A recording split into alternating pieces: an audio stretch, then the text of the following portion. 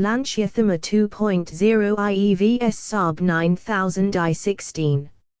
It's caught here. If you like my content and feel able to, please do like it or follow my blogs, Spotify and YouTube channels or Facebook channel. It would mean and help an awful lot. Thank you. https://korg9000.wordpress.com/ Lancia Thema 2.0 IE vs Saab 9000 i16. A 1990 British road test. There was a time when executive motoring meant one of three things. You bought a BMW and told everybody how brilliantly engineered it was. You bought a Mercedes and told everybody how long it would last. Or you bought a Jaguar and spent most of your time explaining why the electrical fire was actually a charming character feature. But lurking just outside the mainstream German establishment were two rather interesting alternatives. Cars for people who regarded themselves as individualists. Cars for those who thought an Audi was still too conventional. One came from Sweden. One came from Italy. One was built with all the emotional warmth of a well-designed central heating system. The other was built with all the rationality of a passionate argument in a Roman cafe. Welcome to the battle between the Saab 9000 and the Lancia Thema. More specifically, the mid-range versions available in Britain during 1990, the Saab 9000 i16 and the Lancia Thema 2.0 IE. These are not the range-topping turbocharged monsters. There will be no discussions about tire smoking acceleration or executive missile capabilities. Instead, we're examining the cars most company directors, sales managers and successful accountants actually bought. The sensible ones. Well, relatively sensible. Because neither of these cars was ever entirely sensible. The common origin story. Before we begin, it is worth noting something slightly peculiar. The Saab 9000 and Lancia Thema are, underneath, cousins. Along with the Fiat Crema and Alfa Romeo 164, they emerged from what became known as the Type 4 platform project. The idea was straightforward enough. Develop one basic architecture and allow several manufacturers to build large executive cars from it. The reality was somewhat different. Saab took the platform and rebuilt vast chunks of it to satisfy Swedish safety requirements and their own engineering standards. Lancia took the platform and concentrated on making it elegant and comfortable. The result is rather like giving two chefs the same ingredients and discovering one has produced a Michelin-starred meal while the other has created an excellent flat-pack wardrobe. Both impressive. Just in different ways. First impressions. Park them together and the differences are immediately obvious. The Saab looks as though it has been designed by a committee of highly intelligent architects who all wear practical shoes. The styling is clean, modern and completely free from unnecessary decoration. Its shape is almost brutally functional. The enormous glass area provides outstanding visibility. The nose slopes down elegantly. The rear hatch is vast. Everything serves a purpose. It is a car that appears to have been drawn with a ruler. The Lancia, meanwhile, is considerably prettier. Designed by Giorgetto Giugiaro, it possesses an understated elegance that many German rivals simply cannot match. The proportions are excellent. The detailing is subtle. The lines remain crisp and sophisticated. 35 years later it still looks remarkably handsome. Indeed, if the Saab resembles a successful architect, the Lancia resembles a successful architect who owns a villa in Tuscany. Cabin design. Open the doors and national stereotypes immediately reappear. Saab. The Saab interior feels like an aircraft cockpit. This is entirely intentional. Saab never missed an opportunity to remind people they once built aeroplanes. The dashboard wraps around the driver. Controls are positioned logically. Instrumentation is superb. Everything feels designed by engineers. The seats deserve special mention. Nobody builds seats quite like Saab. You don't sit on them. You settle into them.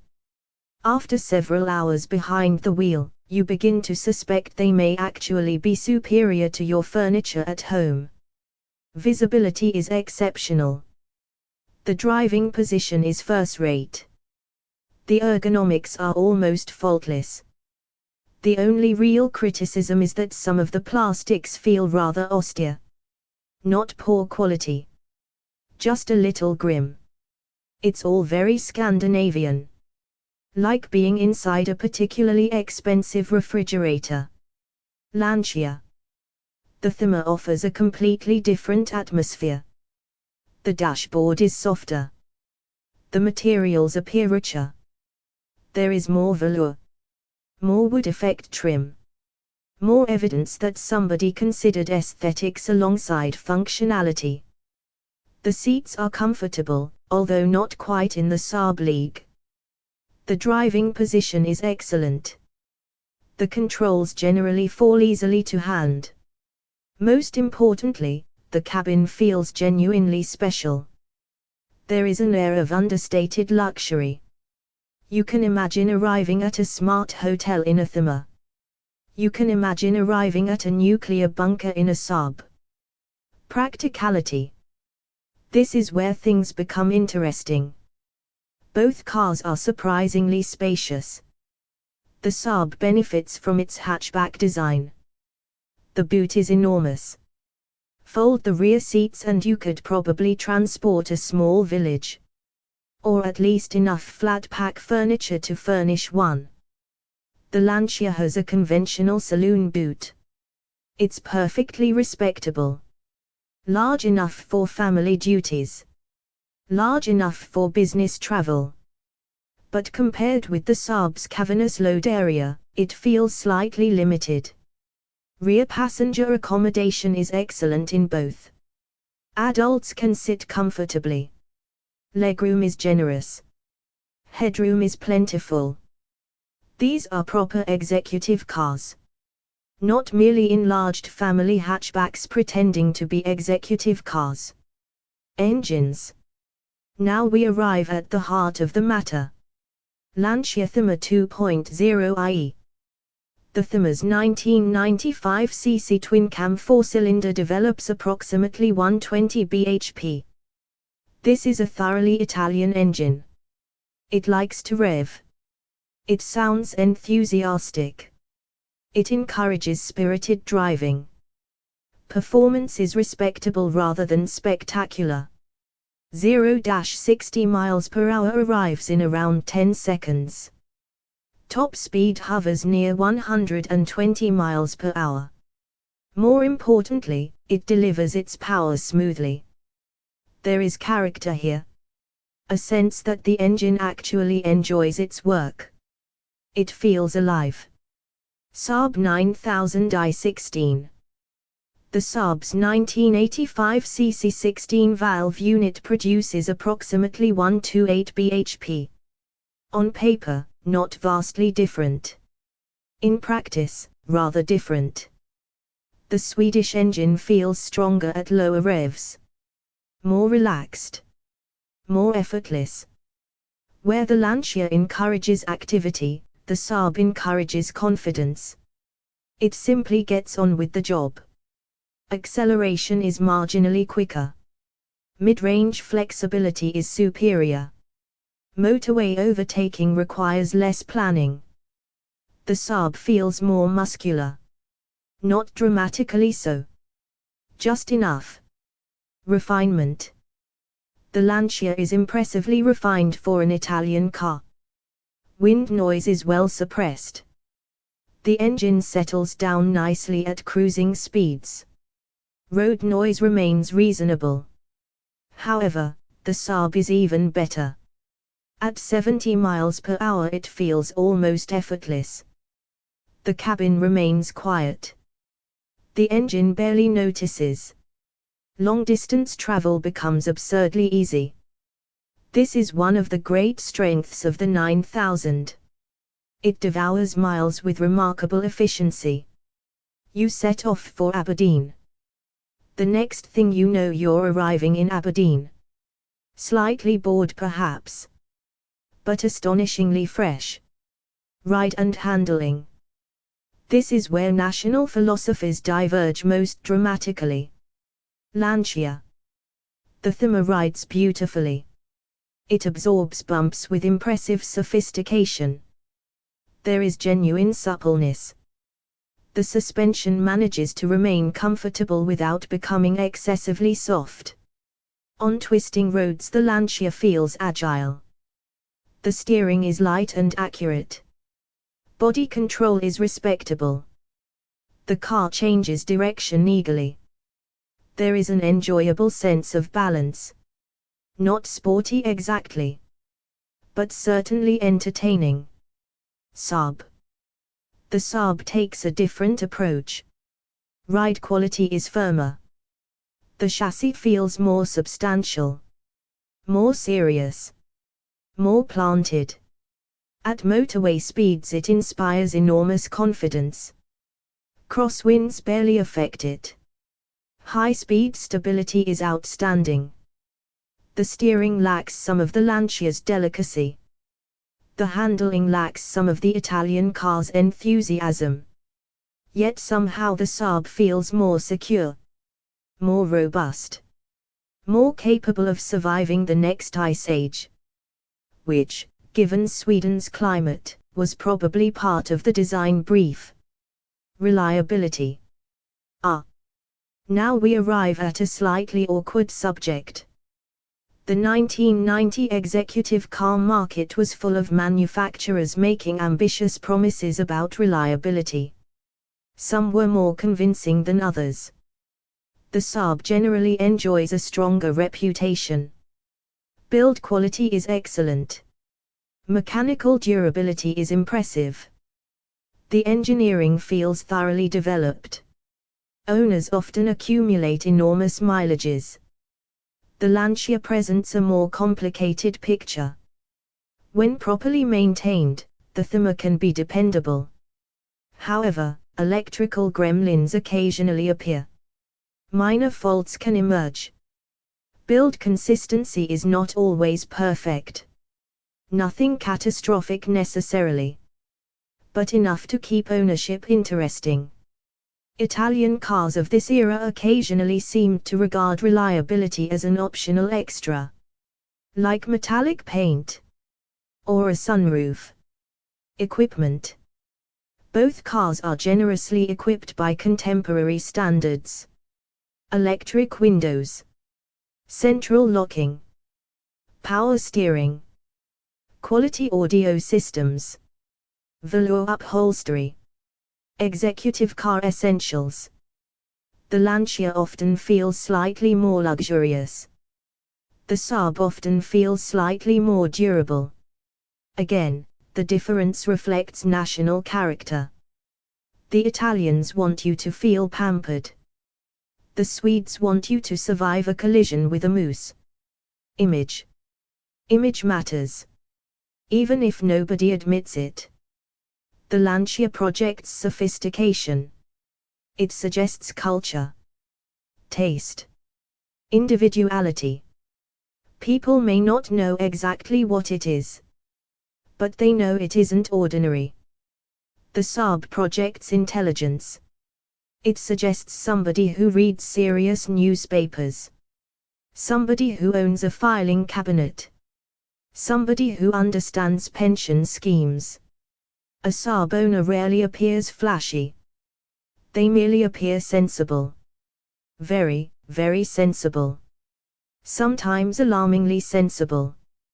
One suspects Saab owners alphabetize their garden sheds. Running costs. Neither car is particularly cheap. Both occupy the executive sector. Fuel economy hovers around the high 20s to low 30s. Insurance is manageable. Servicing costs are reasonable. The Saab tends to hold its value slightly better. The Lancia depreciates more rapidly. This can be either a disadvantage or an opportunity depending on whether you're buying or selling. As a used purchase, the Thema becomes remarkably tempting remarkably quickly. Character. This is the crucial factor. The figures tell only part of the story. The Saab impresses because it feels engineered. Every component appears carefully considered. Every control feels deliberate. Every journey feels easy. The Lancia impresses because it feels human. There is warmth, charm, style. The Saab wins your respect. The Lancia wins your affection. And therein lies the dilemma. Verdict. Choosing between these cars ultimately depends upon what you want from executive motoring. If you value engineering integrity, practicality, safety and long-distance ability above all else, the Saab 9000i16 is the clear winner. It is spacious, comfortable, fast enough, exceptionally practical, wonderfully engineered. It feels built to survive both ownership and civilization. Even today it remains hugely impressive. However, the Lancia Thema possesses something the Saab cannot quite match. Charm. It is elegant, refined, distinctive, beautifully styled. There is a sense of occasion every time you climb aboard. It may not be quite as robust. It may not be quite as practical. It may not be quite as rational. But then neither is a fine Italian suite, or a bottle of Barolo, or a weekend in Venice. Some pleasures transcend logic. So which would we choose in 1990? With our heads, the Saab. With our hearts, the Lancia. And because buying executive cars is rarely a decision made entirely by the head, we suspect many readers would quietly find themselves standing in the Lancia showroom wondering whether reliability is perhaps slightly overrated. After all, life is short. And every now and then it is worth taking the scenic route. Final result. First place, Saab 9000i16. A masterclass in intelligent executive motoring. Second place, Lancia Thema 2.0 IE. The prettier, more charismatic alternative that almost steals victory through sheer personality. It's caught here. If you like my content and feel able to, please do like it or follow my blogs, Spotify and YouTube channels or Facebook channel. It would mean and help an awful lot. Thank you. https://korg9000.wordpress.com/